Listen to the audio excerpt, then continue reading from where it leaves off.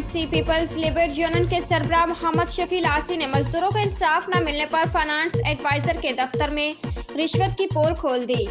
मुर्तजा मुंह तकते रह गए और के एमसी बिल्डिंग जे भुट्टो के नारों से गूंज उठा। कितने पैसे मांग रहे हैं? 1 लाख 1.5 2 लाख मांग रहा है। मुझे 1 साल से बुला पैसा आया, 3 चेक दे रहे, 2 चेक इसके 2 चेक उसके, वो काम वहीं पर ही निपट रहा है। आपसे कोई बात नहीं कर रहा। आधी पेमेंट के लिए 30% के लिए आपको बदनाम करने की साजिश की जा रही है कि भुट्टो साहब ने सब कागरी की तरफ से हो रहा है।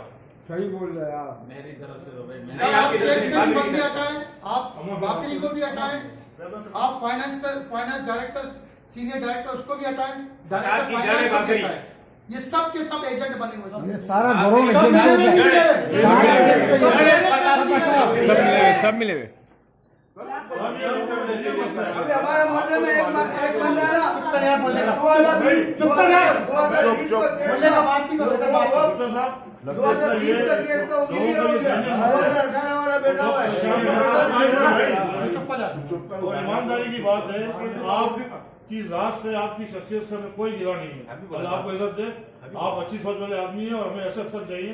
यहाँ पर जो है ना, ये जो बड़ा गरम किया हुआ लोगों ने बेगती वाला 50,000 दे दे, लाख दे दे, लोग खुद आप बेजान मददगार है।